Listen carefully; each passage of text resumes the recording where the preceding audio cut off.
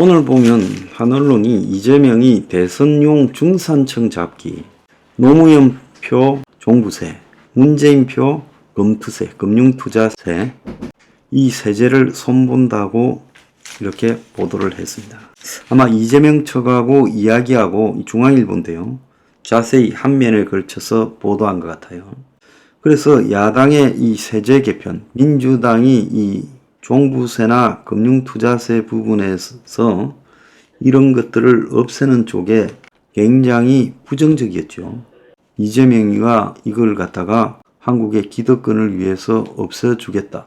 자, 이재명이가 이거를 없애주겠다라고 하니까 거기에 중산층이 마음이 바뀔 수 있을 것처럼 보도를 했어요. 내년 1월에 시행되는 금융투자소득세를 다시 유예시키는 카드를 갖다가 지금 꺼내려고 하고 있고, 또 실거주 1주택은 비사도 종부세를 폐지한다, 이런 논리를 지금 끄집어내려고 하는 모양이에요.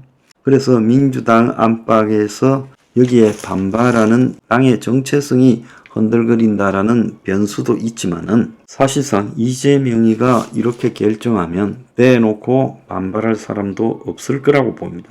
현재 민주당의 형편으로 보면 이런 거를 갖다가 누가 떼놓고 그래서는 안 된다, 우리 당의 정체성은 종부세를 유지하고 금융투자소득세를 예전처럼 매기는 거다, 이렇게 말을 할 수 있겠어요?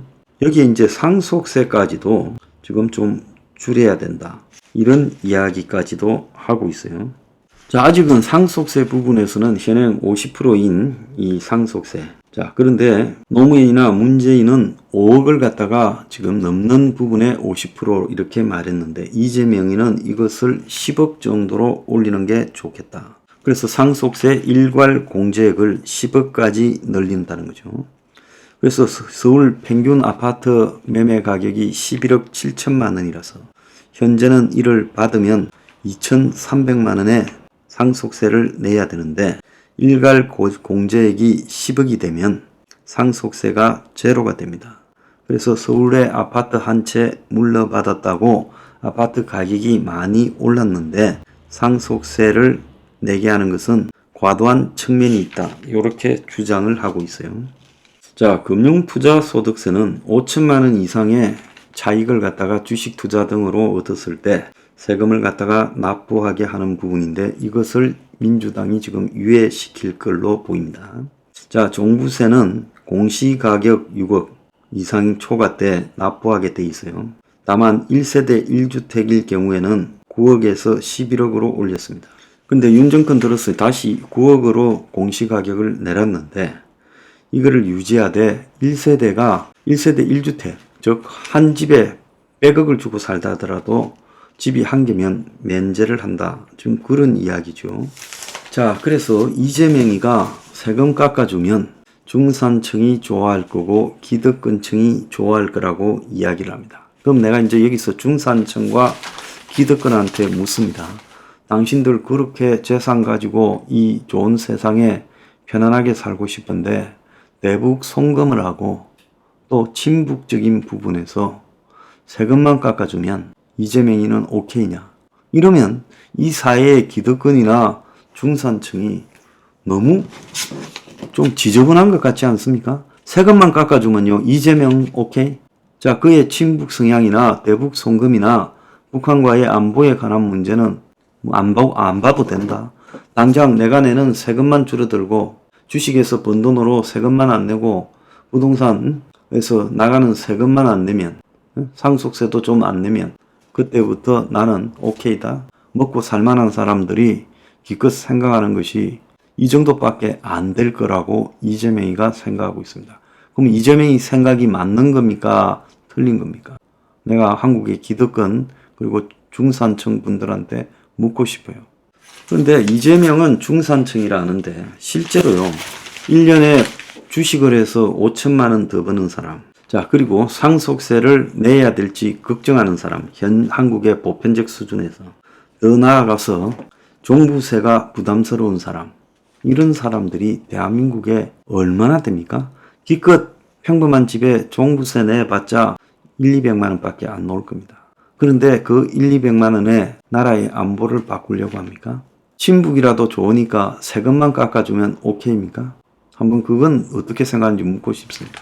자, 어제 한동훈이 댓글팀을 갖다가 법무장관 때부터 유지하고 있었다고 장해찬이가 폭로를 했습니다.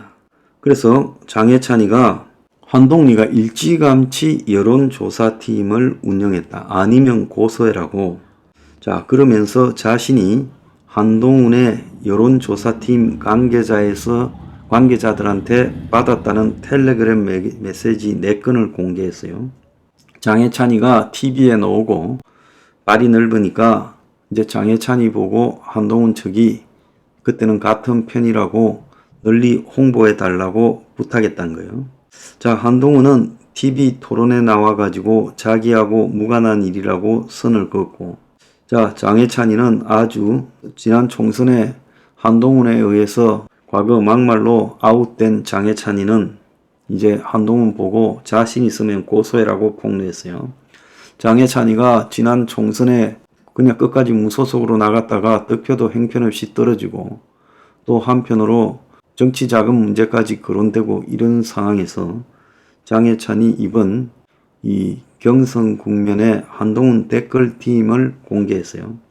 자, 이 댓글팀 문제에 대해서 지금 다른 후보들 전부가 한동훈이 사퇴해야 된다, 댓글팀 진위를 밝혀야 된다 이렇게 하고 있고, 또 이준석이 당의 천하람이는 한동훈이 김건희 둘 다 댓글팀이 있었을 거다라고 이야기를 하고 있고, 민주당도 지금 김건희 댓글팀 문제를 지적하고, 또 다른 한편으로는 한동훈 특검을 간다는 조국당에서는 이것도 특검 대상이다라고 이야기를 하고 있습니다. 이준석이도 여당 당대표 시절에 댓글팀에 대한 의심정황이 들었다라고 공격에 가세했어요. 자, 그래서 김건희 문자가 김건희 댓글팀 이런 부분에 대해서 그 보낸 문자 속에 내용이 있다라고 이제 시끄러워지다가 이것이 한동훈이가 법무장관 때부터 일찌감치 여론조성팀을 운영했다. 둘 다 댓글팀을 운용했다. 그래서 지금 국민의힘 경선이 거의 막장극으로 가고 있습니다. 그런데 한동훈이 사실상 누가 보더라도 법무장관 2년 차인 작년부터 노골적으로 자신의 정치적 행위를 갖다가 부각시키기 위한 노력, 한동훈이가 뭐 대구 갔는데 역에서 사람들이 몰려왔다부터 시작해서 조선소 인력을 충원시키겠다고 전남에 가서 이벤트 하는 이런 부분에 상당히 기획되고 준비됐다라는 것은 그건 분명한 겁니다. 근데 과거에 보면 이 드루킹의 댓글팀이 민주주의를 갖다가 위반했다고 시끄러웠지요. 그런데 한동훈의 여론조성팀이 법무장관의 때 있었다면 법무장관뿐만 아니라 한동훈이가 당 비대위원장을 할 때도 더더욱이 있었을 거고 지금도 있을 거라고 보고 있습니다. 그래서 한동훈의 사진 등이 지난 총선 패배 이후에도 가끔씩 언론에 올라오고 한동훈의 정황이 나오고 뭐 배우 이정재 만나서 밥 먹는 게 공개되는 이런 부분들을 보면 댓글팀이 있었을 거라고 나도 보고 있어요. 여러 정황으로 인위적으로 가공하는 모습이 많이 보였어요. 그래서 과거에 드루킹을 그렇게 비판하면서 민주주의 사회에서 여론 조작을 했다. 그래가지고 김경수도 깜빵 갔잖아요. 그런데 진짜로 그런 댓글팀을 운영했다면 그에 상하는 책임을 져야 되겠죠. 그렇지 않습니까? 여론 조작에 대한 책임을 져야 된다. 그리고 그런 것들이 선거 때도 있었는가가 진짜 본질적인 문제겠죠. 그냥 일반적인 여론 조성팀을 별도로 운영했다 해도 문제입니다. 업무방해 시비도 걸릴 수 있고요. 그런데 선거 때 그렇게 했다 그러면 그거는 선거법 위반과도 연결되는 소지가 다분히 있다는 겁니다.